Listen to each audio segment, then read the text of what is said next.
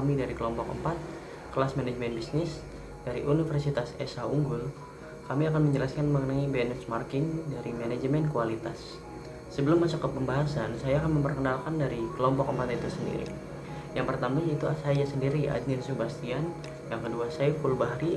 Yang ketiga Ardinan Rambati. Yang keempat Frankie Anggrayawan. Dan yang kelima adalah Ririn Dewi Lestiana. Oke, kita masuk ke pembahasan. Yang pertama yaitu mengenai definisi dari benchmarking itu sendiri. Nah, benchmarking itu sendiri merupakan proses belajar yang secara terus-menerus atas produk atau jasa dan tata cara suatu perusahaan dibandingkan dengan perusahaan lain atau perusahaan pesaing yang dikatakan sangat paling unggul, dengan maksud untuk menciptakan dan mencapai sasaran dan tujuan dengan prestasi kelas dunia. Intinya, benchmarking itu sendiri adalah proses yang dilakukan suatu perusahaan untuk mempelajari dan belajar dan menerapkan proses ataupun produk yang diciptakan perusahaan yang dikatakan paling unggul tersebut untuk diterapkan di perusahaannya, sehingga bisa menghasilkan produk yang lebih bagus. Karena dalam proses benchmarking itu akan dapat dievaluasi dan dikembangkan sendiri dari proses perusahaan lain. Oke, selanjutnya itu tujuan dari benchmarking itu sendiri. Tujuan benchmarking itu sendiri yaitu menemukan kunci atau rahasia sukses dari perusahaan yang terbaik di kelasnya dan kemudian mengadopsikannya serta memperbaikinya untuk diterapkan pada perusahaan. Nah, yang dijelaskan yang pertama itu mengenai definisinya itu sebenarnya sudah tertuang pada tujuan dari benchmarking itu sendiri, yaitu meniru ataupun mempelajari proses dari perusahaan lain ataupun produk dari perusahaan lain, kemudian dikembangkan dan diterapkan di perusahaannya sehingga menciptakan produk yang berkualitas unggul dari perusahaan lain tersebut. Nah, langkah-langkah untuk melakukan benchmarking itu sendiri yaitu terdapat 4. Saya akan menjelaskan 2 dari 4 tersebut. Nah, yang pertama yaitu perencanaan. Planning dari sebuah benchmarking itu dijelaskan yaitu dengan tujuan untuk mengidentifikasikan tujuan, alasan, dan output yang diinginkan dari proses benchmarking itu sendiri. Dan yang kedua adalah analisis, yaitu mengidentifikasikan kesenjangan kinerja antara organisasi dan organisasi lain, norma dan ataupun standar yang dibandingkan dengan perusahaan lain tersebut. Oke, mengenai langkah-langkah yang 2 sisanya akan dilanjutkan oleh teman saya Saiful Bahri. Assalamualaikum warahmatullahi wabarakatuh. Perkenalkan, nama saya Muhammad Saiful Bahri. Di sini saya akan melanjutkan presentasi dari teman saya yang sebelumnya. Di sini saya akan menjelaskan langkah-langkah dalam benchmarking. Yang pertama ada integrasi, yaitu rencana aksi yang dikembangkan dari tahap analisis harus diintegrasikan ke dalam proses dan prosedur operasional organisasi untuk menghasilkan perubahan yang diinginkan. Yang kedua ada pemantauan, yaitu memonitoring hasil dari perencanaan dan mengimplementasikan benchmarking untuk dapat dievaluasi. Selanjutnya ada metode benchmarking. Yang pertama ada identifikasi area masalah perusahaan. Yang kedua ada mengidentifikasi organisasi lain yang memiliki proses serupa. Identifikasi organisasi yang menjadi pimpinan di area ini. Lalu ada survei organisasi untuk ukuran dan latihan. Lalu ada memilih benchmark yang tepat. Selanjutnya ada masih masuk dalam metode benchmarking, yaitu menentukan sumber benchmarking, mengunjungi organisasi terbaik untuk mengidentifikasi praktek-praktek unggul. Lalu ada menerapkan praktek-praktek bisnis baru yang ditingkatkan. Dan terakhir, memperkirakan waktu dan usaha untuk proses benchmarking. Dan untuk slide selanjutnya akan dilanjutkan oleh teman saya. Assalamualaikum warahmatullahi wabarakatuh. Perkenalkan, nama saya Ardinan Rambati Sinambela. Di sini saya akan melanjutkan presentasi teman saya yang sebelumnya. Jenis-jenis benchmarking. Yang pertama, benchmarking internal. Benchmarking internal melibatkan mencari mitra dari dalam organisasi yang sama, misalnya dari unit bisnis yang berlokasi di berbagai bidang. Yang kedua, benchmarking strategi. digunakan di mana organisasi berusaha meningkatkan kinerja mereka secara keseluruhan dengan berfokus pada strategi atau proses khusus. Yang ketiga, benchmarking internal. Benchmarking internal melibatkan mencari organisasi luar yang dikenal terbaik di kelasnya. Yang keempat, benchmarking internasional.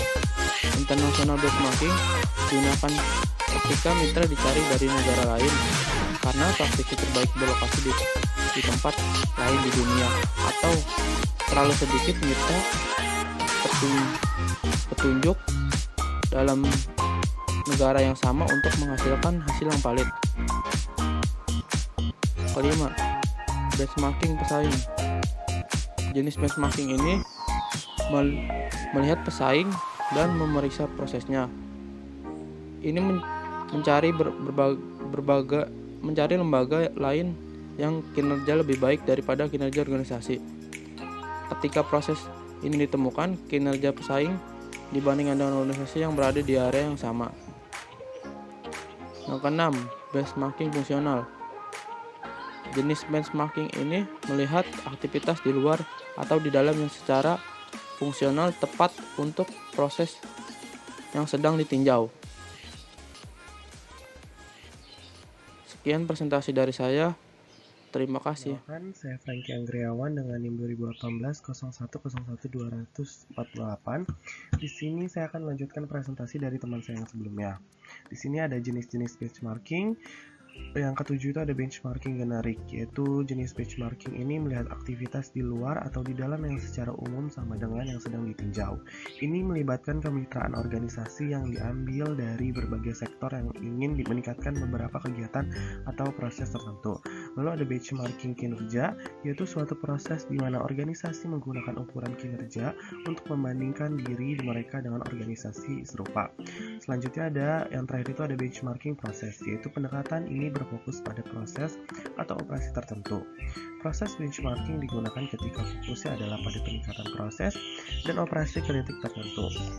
Mitra perbanding dicari dari organisasi praktik terbaik yang melakukan pekerjaan serupa atau memberikan layanan yang serupa. Selanjutnya di sini ada keuntungan dan kerugiannya. Yang pertama itu ada keuntungannya. Belajar dari pengalaman dan praktik orang lain, ini memungkinkan pemeriksaan proses saat ini, membantu perubahan dan peningkatan. Lalu yang kedua itu ada memberikan kesempatan untuk mempelajari dan mengukur pesaing untuk memperluas proses atau peningkatan kualitas produk.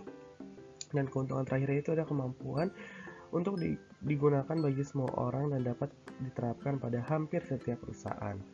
Lalu yang terakhir itu ada kerugiannya. Yang pertama itu ada kehilangan informasi, yang kedua ada penjiplakan produk, dan terakhir ada kreativitas internal kurang diperhatikan. Sekian presentasi dari saya, terima kasih. Saya Ririn Dewi Lestiana. Pembahasan selanjutnya yaitu hambatan dari benchmarking. Yang pertama, fokus internal. Perusahaan yang terlalu berfokus dengan internal cenderung akan mengabaikan kenyataan bahwa proses yang terbaik adalah proses yang menghasilkan nilai efisiensi yang cukup tinggi, sehingga visi perusahaan akan bisa lebih dipersempit. Yang kedua, tujuan benchmarking yang terlalu luas. Benchmarking ini memerlukan tujuan yang lebih spesifik, serta berorientasi pada bagaimana prosesnya, bukan pada hasilnya. Yang ketiga, jadwal yang tidak realistis. Kegiatan benchmarking memerlukan kesabaran yang cukup tinggi, karena proses keterlibatan memerlukan waktu yang cukup banyak. Namun, jika jadwal yang dilakukan terlalu lama juga tidak akan baik, karena menunjukkan ada yang salah dalam hal pelaksanaannya. Yang keempat, komposisi tim yang kurang tepat. Adanya keterlibatan pada setiap orang yang berhubungan dan menjalankan berbagai proses operasional perusahaan dalam melakukan benchmarking itu sendiri. Selanjutnya ada area umum dari benchmarking. Yang pertama, strategi operasional. Itu ada manajemen persediaan dan kontrol persediaan. Yang kedua, manajemen marketing. Itu ada tingkat layanan pelanggan, pembelian, penagihan, ketiga, upaya atau proses peningkatan kualitas. Ada pengelolaan dewan kualitas dan efektivitas peralatan secara keseluruhan. Yang keempat, ada praktik human resources. Ada pencarian bakat, pelatihan dan pengembangan, serta manajemen kompensasi. Dan yang terakhir ada manajemen rantai pasok, terdiri dari pergudangan dan distribusi, serta transportasi. Sekian pembahasan tentang benchmarking kami dari kelompok 4. Terima kasih.